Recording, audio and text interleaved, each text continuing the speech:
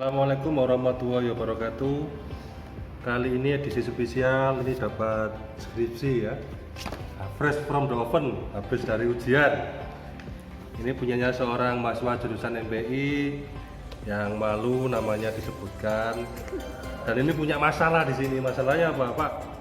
Ini bagaimana memaparkan data terkait di bab 4 dan apa sih bedanya dengan bab 4 dengan bab 5. Ini sangat klasik sekali. Jadi sebenarnya bab 4 itu adalah setting sosial di mana kita meneliti. Jadi menceritakan kondisi-kondisi setting sosial yang mempengaruhi pemilihan judul kita. Ya. Kalau yang seperti skripsi pada umumnya seperti ini tidak menarik sebenarnya. Ya, tidak menarik karena kebanyakan ini hanya copy paste, tidak bercerita tentang misalnya bagaimana relevansi antara pemilihan lokasi tempat tadi dengan rumusan masalah yang diajukan, misalnya begitu. Nah, kita lihat ya judul masalahnya kan peningkatan mutu standar pendidik. Ya. Kalau kita berbicara mutu, setidaknya kan banyak aspek ini mutu. Ada quality assurance terkait dengan pemenuhan standar tertentu. Ada yang namanya juga keep customer to customer, dekat dengan pelanggan. Ada juga namanya continuous improvement, yaitu pengembangan secara berkelanjutan. Nah, apakah profil SDM Islam Muhammad Hatta yang dijelaskan di tempat ini, di skripsi ini memenuhi aspek mana dalam perspektif mutu tadi? Ya. SD Muhammad Hatta di sini dikenal sebagai sekolah yang berparadigma mutunya apa, misalnya begitu. Ya. Kalau kemudian ditulis SD Islam Muhammad Hatta merupakan salah jenjang pendidikan sekolah, oke, itu di kalimat awal. Tapi saya kira itu tidak terlalu menarik atau signifikan di kalangan para penguji ya. Karena yang informasi yang dibutuhkan bukan lagi terkait dengan profil sekolah ini, tapi seberapa jauh perkembangan terkait dengan komitmen SDN Muhammad Hatta mulai dari awal hingga sekarang ini dalam persoalan standar mutu pendidiknya.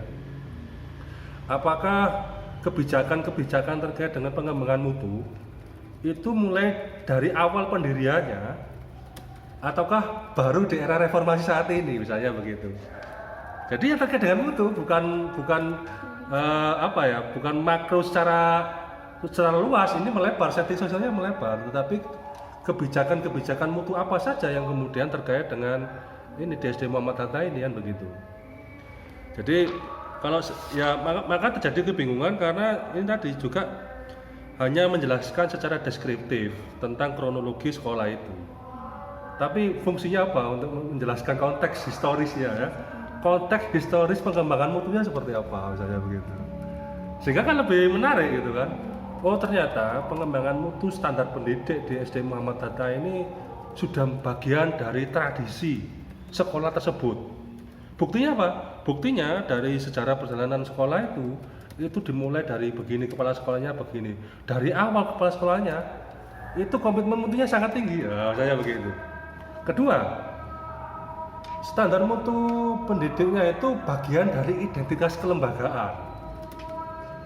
Itu tercermin dari apa? Dari motonya, mungkin dari slogannya, mungkin dari kalau orang ngomong itu spirit code detat. Jadi sudah bagian dari identitas, baik itu yang tertulis maupun yang tidak tertulis. Yang tertulis nampak nih di berbagai macam semboyan-semboyan yang ada di sekolah itu, baik itu namanya kok hadis-hadis Nabi misalnya dipampang di sekolah itu ya, atau visi-misi dan sebagainya. Itu kan jadi menarik. Jadi ada benang merahnya ini. Benang merah antara penulisan setting sosial dengan rumusan masalah. Ini bukan menjadi bagian yang tersendiri. Kalau seperti ini kan seakan-akan tidak berhubungan. Ya enggak? Logika yang saya bangun seperti itu sebagai seorang peneliti kan begitu. Nah, sehingga kemudian misalnya ya terkait visi dan misi ini ya, kan tidak semua misi ini yang menggambarkan mutu tenaga pendidik, tapi harus diidentifikasi visi misi mana saja yang kemudian terkait langsung dengan pengembangan mutu standar pendidik kan begitu. Kalau seperti ini dalam bahasa orang-orang ya itu namanya sampah penelitian. Tahu sampah penelitian? Sampah penelitian itu mempertebal halaman skripsi biar kelihatan ilmiah kan begitu. Nah, Jadi tidak sekedar profil ya karena sudah diujikan ya berarti sudah lolos kan begitu. Tapi menurut saya agar kemudian skripsi ini tidak hanya the good skripsi tapi menjadi superior skripsi atau the greatest skripsi yang menginspirasi semua. Ke depan kalau misalnya S2 atau S3 itu dikaitkan benang merahnya antara profil ini profil tentang apa kan begitu. Program mutu, profil kebijakan mutu di SD Islam Muhammad Hatta kan begitu. Sehingga nanti sambung antara setting sosialnya dengan temuan data untuk paparan data di poin ke B kan begitu. Nah, terkait dengan teknis penulisan, nah seperti ini juga begitu. Ini kan kehilangan ide kayaknya, sudah mentok nih ya. Mentok gak tahu apa yang mau ditulis apa lagi kan begitu. Nah, jadi tak beri contoh ya, nggak apa-apa kan nggak beri contoh ya. Nah, seperti ini nih berarti dia nggak bisa menarasikan kan gitu ya. Ini autoplagiasi namanya itu. Artinya data pun IBIN ini sudah nggak dipakai lagi. IBIN ini kan sudah sistem rujukan yang sudah sangat old ya, sudah kadaluarsa ya. Sangat jarang sekali orang yang pakai IBIN. Nah, harusnya kombinasi bagaimana? Siapa yang membenarkan bahwa struktur organisasi ini siapa yang memvalidasi? Kan tidak ada, hanya IBIN, hanya dari sumber tertulis, tidak diperkuat dari testimoni dari orang-orang kepala sekolah. Apakah benar struktur seperti ini sudah disahkan oleh kepala sekolahnya, ada legalitas hukumnya dan sebagainya. Jadi metode pengumpulan data itu tidak hanya berlangsung pada paparan data di sini di poin B-nya, tapi di poin A-nya juga. Ini kan satu sumber, ya kan? Satu sumber mungkin dari website atau dari buku profil. Dari sana. Nah ya, kan satu sumber. Untuk kriteria kesohihannya, ada metode keabsahan data, ya kan di metodenya kan? Nah, di metode keabsahan data itu terdiri dari 3. Ada dokumentasi, ini sudah ada dokumentasi, tapi hasil wawancara dengan observasi nggak ada cuma satu sumber ini kan begitu. Nah, struktur dari tulisan seharusnya kalau menurut skripsi itu satu halaman ini ya terwakili semua metode, bukan hanya satu metode begini kan begitu. Jadi ada hasil wawancara, ada fotonya, iya begitu ya. Jadi misalnya untuk mempertegas komitmen mutu di Islam ini ya di foto foto misalnya visi misinya terkait dengan itu kan ada kan misalnya kan ya, itu ya. Jadi dinarasikan, bukan ini kan copy paste berhalaman. Tadi ditanya sama pengujinya Pak, ini data dari paparan data yang kayak profil sekolah, visi misi ini masuk dalam bentuk perencanaan, implementasi atau evaluasi gitu kan? Soalnya konteks penelitian saya kan perencanaan, implementasi sama evaluasinya Pak. Saya belum menjawab. Karena kamu tidak memiliki renov. Tidak di skripsi ini tidak dilampirkan namanya renov, rencana operasional. Sebenarnya sekolah itu untuk ada rencana induk pengembangan mutu. Harus ada gitu. Harus ada. Cuma sampean kan skripsi kan masih pemula ya. Jadi dimaklumi kan begitu. Jadi sekolah itu sebenarnya sudah punya rencana induk pengembangan mutu. Yang itu bisa untuk mengukur saya itu kepingin punya guru 20 tahun ke depan itu kayak begini misalnya begitu. 20 tahun misalnya ya gurunya S2, pakar IT dan sebagainya, menghafal Al-Quran 30 juz, itu kan cita-citanya rencana Indo. Nah, rencana Indo itu kan skala besar. Nah, skala menengahnya apa? Rencana strategis, Renstra. Nah, 5 tahunan. Nah, 5 tahunan. Untuk 5 tahun ke depan, SD Islam Muhammad Hatta ini ingin minimal bisa berbahasa Arab Inggris, gurunya baik pasif maupun anu. Nah, itu kan ditulis di situ. Untuk rencana tahunan namanya renov, rencana operasional. Kalaupun pihak sekolah itu tidak memiliki dokumen tertulis terkait dengan perencanaan mutu tadi, itu kan bisa digali dari bawah ke atas, dari narasi informan. Narasi informan, kemudian kita visualisasikan, kita kategorikan dalam bentuk tabel. Kan bisa itu kan dipilih-pilih itu kan. Oh ini masuk rencana jangka panjangnya ini. Nah, nanti divalidasi sama informannya kan begitu. Apakah seperti ini Pak? Masuk dari Bapak itu kalau saya buat skema atau tabel seperti ini. Nah, kalau disahkan berarti kan jadi dokumentasi kan begitu. Nah, Lalu strategi pengumpulan datanya begitu. Satu bisa dengan dari bawah ke atas ya, atau dengan snowball sampling dengan teknik bola salju. Nah, misalnya di sini kan ada ketua yayasan yang paling paham tentang perencanaan strateginya ke depan itu tentunya kan pendiri Tapi atau penggagas kan begitu.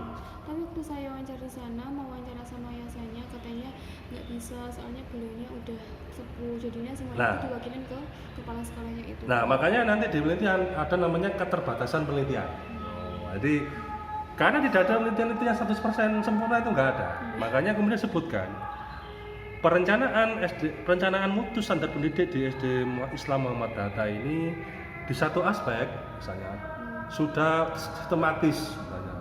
Dalam tataran sistematis itu misalnya ada dokumen, tapi pada satu aspek yang lain misalnya terkait dengan perencanaan operasionalnya tidak ditemukan karena peneliti terhambat oleh akses langsung kepada ketua yayasan tadi yang usia. Sementara dari pihak informan selanjutnya mengatakan bahwa perencanaan itu sebenarnya ada di ketua yayasan. Oleh karena itu disarankan pada peneliti selanjutnya. Oh, saya begitu. Jadi saya serahkan ini kepada peneliti selanjutnya nih untuk menyempurnakan hasil penelitian saya, kan begitu kan? Nah, itu namanya kan saran nanti ditaruh di bab 6 ya. Di kesimpulannya seperti itu. Nah, memang menulis setting sosial ini butuh latihan ya, tidak pointers ini kebanyakan mahasiswa kita itu kan kalau nulis setting sosial atau apa namanya profil sekolahnya ini kan pointers itu maksudnya ya 2, 1 tidak dinarasikan.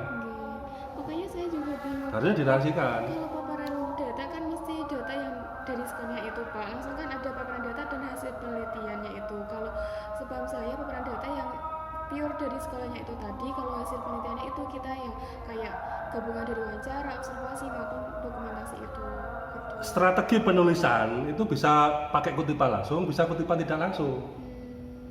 Nah, kalau seperti ini kan hanya mengandalkan kutipan langsung, kan begitu ya. Nah, kenapa itu penting? Untuk agar pembaca itu juga mengikuti terus.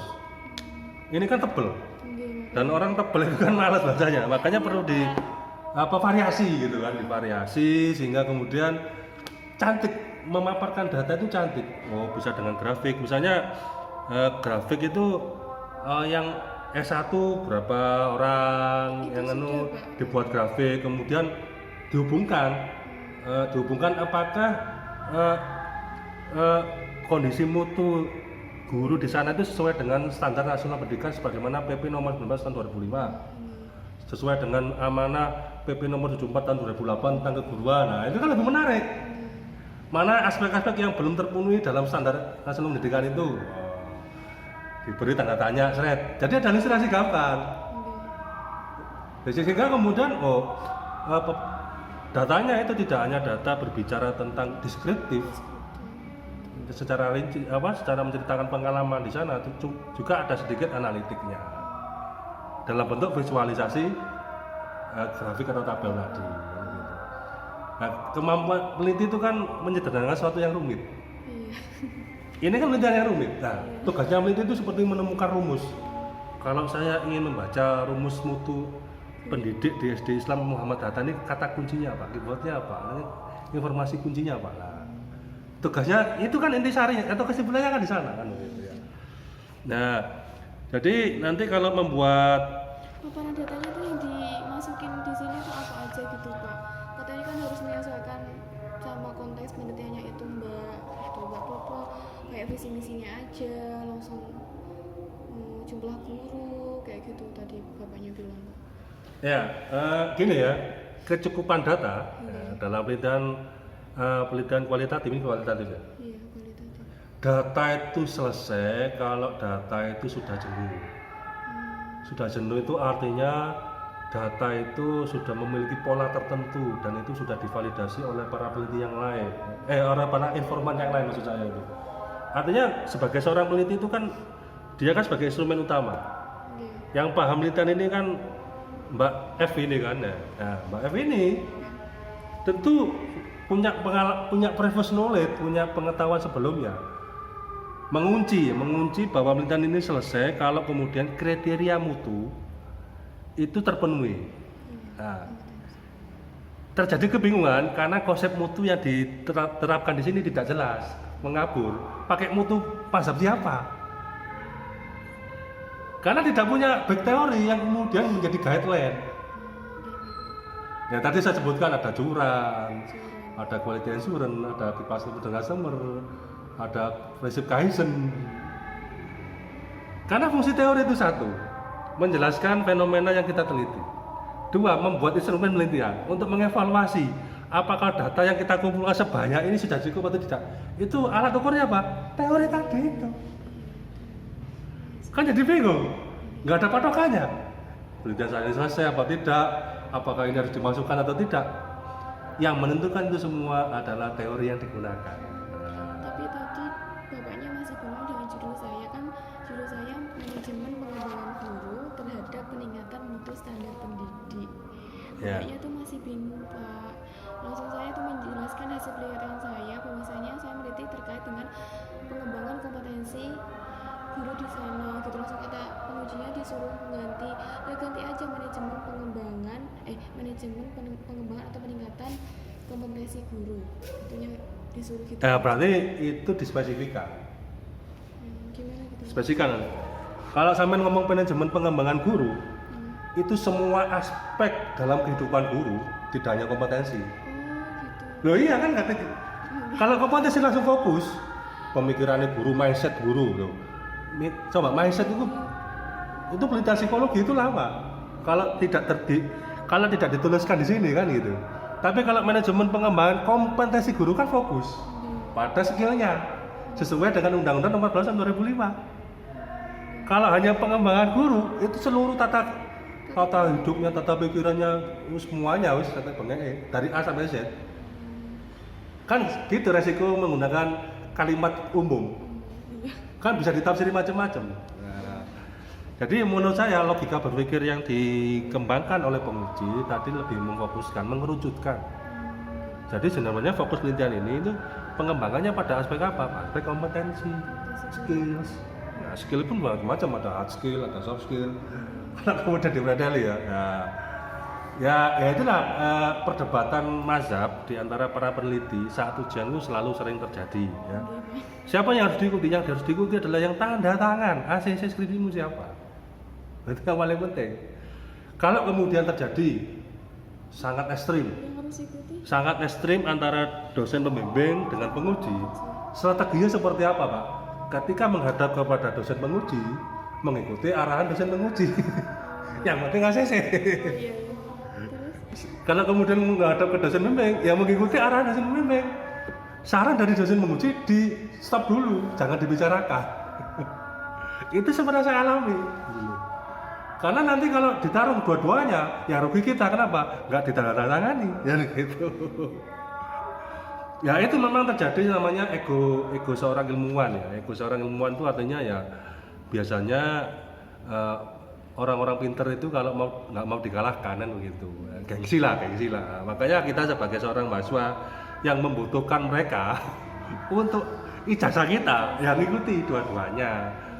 Diharmonisasikan, jangan dikontradiksikan kan begitu. Saran saya juga mengalami seperti itu ketika S2 antara profesor satu dengan profesor yang lain berbeda pendapat.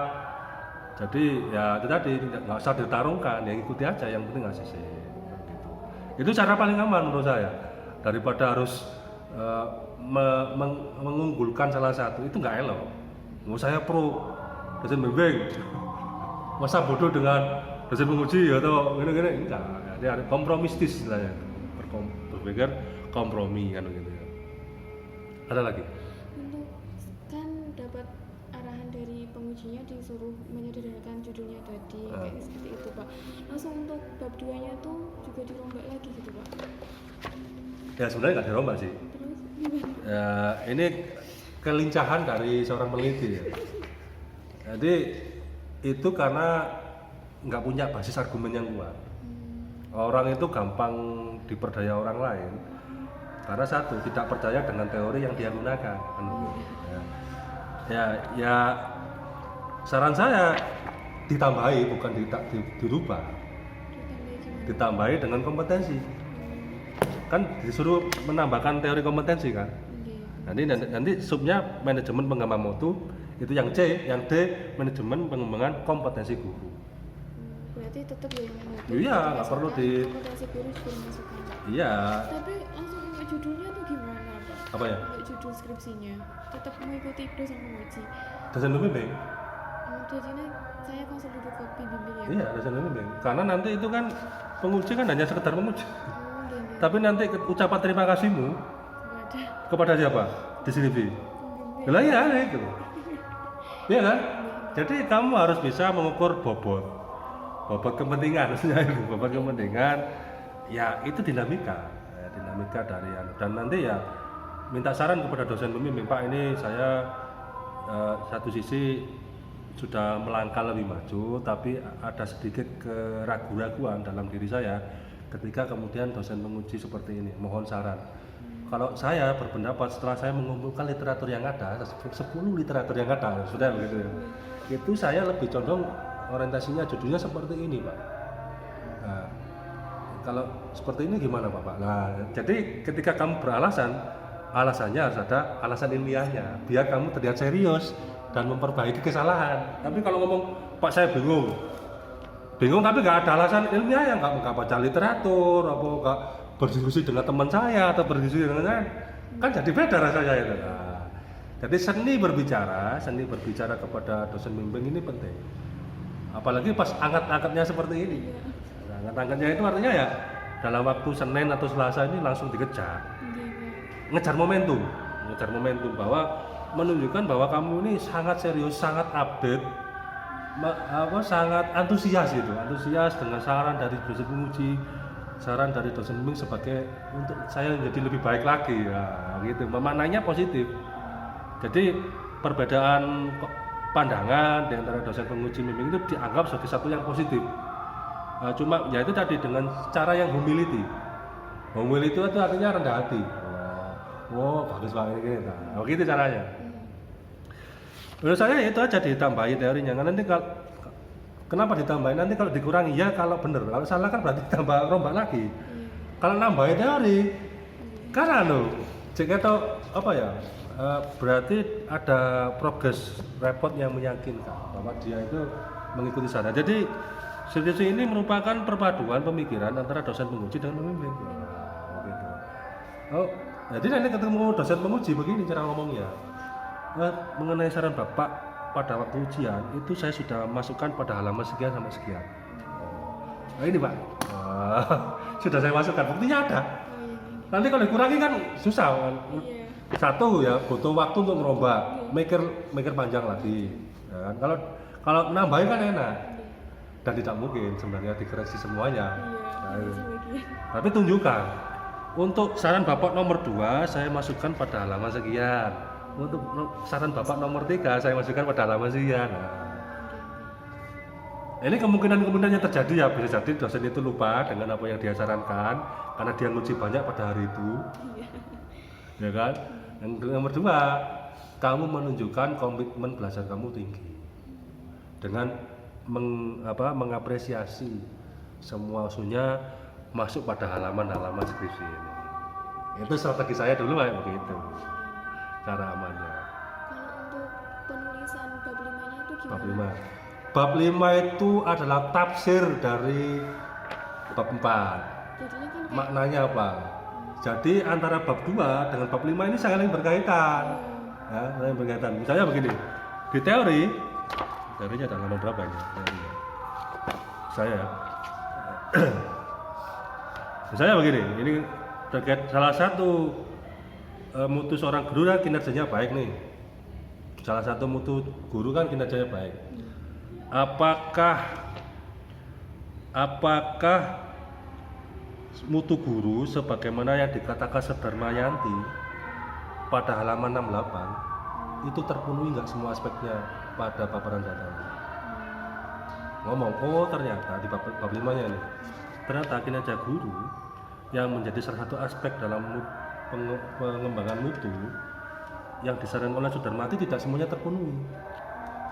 Dari 8 aspek, dari 7 aspek yang disarankan oleh Sudarmawati, hanya 5 aspek yang bisa dilakukan oleh guru-guru SD Islam Muhammad Hatta. Namun demikian, 5 aspek ini sudah menggambarkan, kan kamu berpendapat kan, sudah merepresentasikan bahwa komitmen mutunya itu tinggi. Hal itu juga diperkuat dengan pendapatnya siapa, misalnya Philips mengatakan ini didialogkan kembali. Soalnya tadi ini itu ya Mbak, pengulangan dari bab 2 yang ada perencanaan. Loh, ini teori konfirmasi Pak. Teori konfirmasi itu mengonfirmasi apakah teori-teori di bab 2 itu masih layak digunakan sebagai kajian teori. Kan teori itu mengalami adanya kadaluarsa.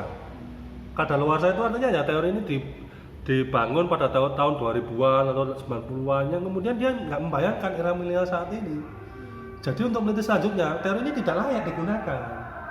Jadi maksud saya menulis ini untuk mengevaluasi bahwa teori mutu yang dikembangkan oleh Philips ini sebenarnya sudah tidak layak. Itu kan salah satu temuan substantif kita.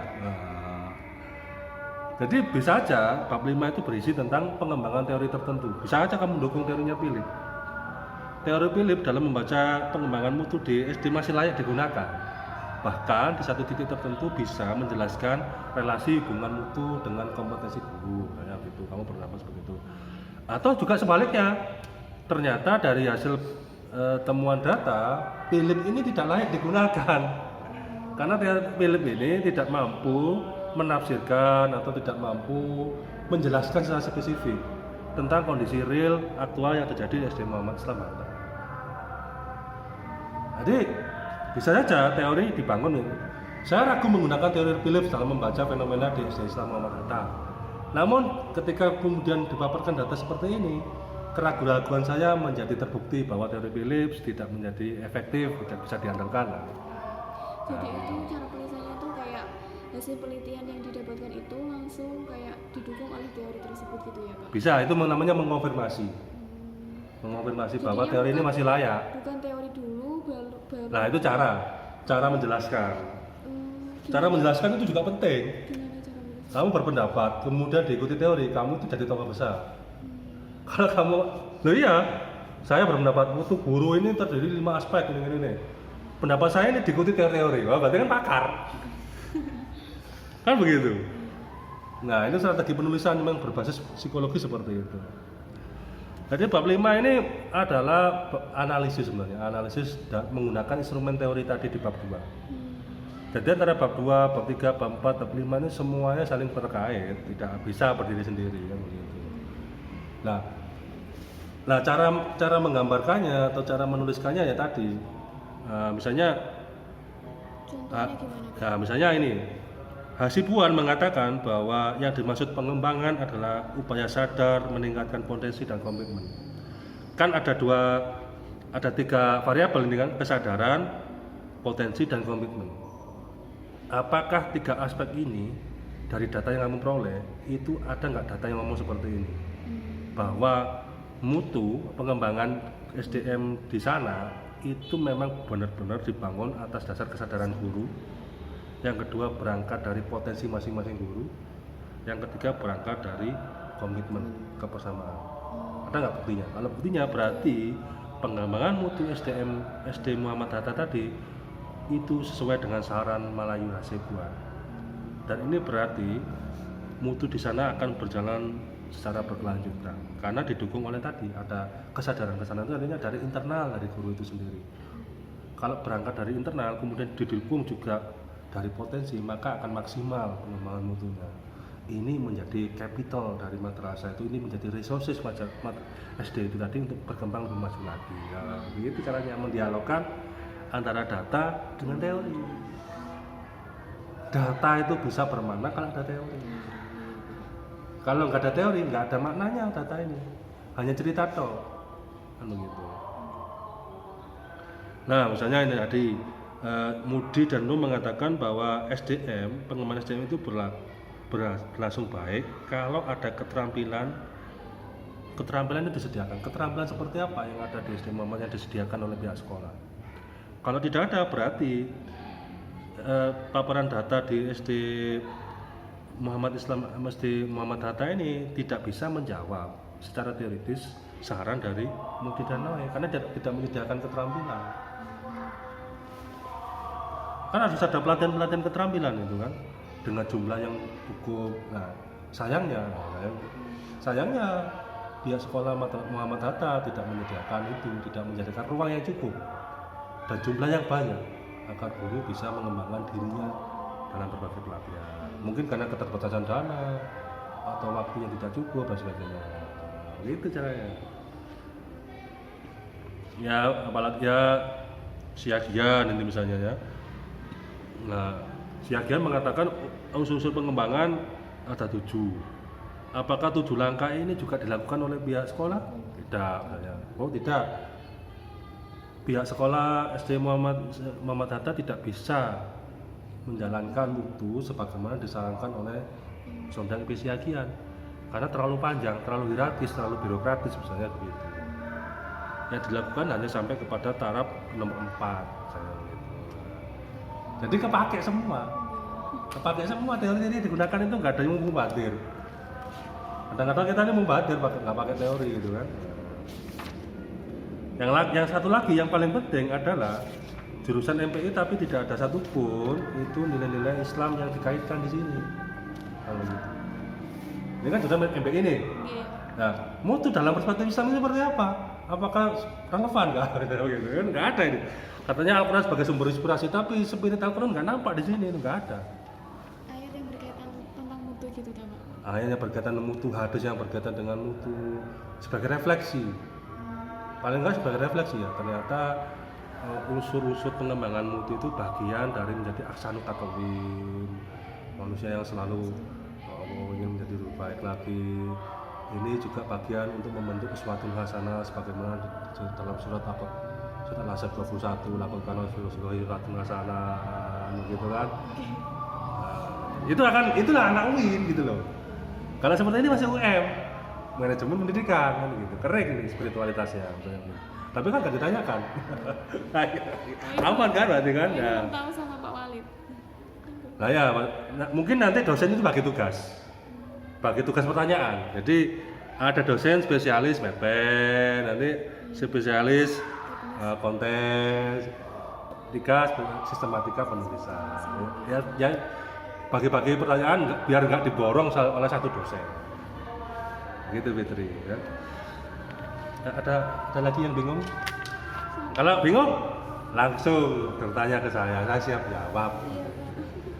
Ini mau sekolah lagi S2? Insya Allah. Nah, apalagi S2. S1 itu fondasi berpikir. Ya.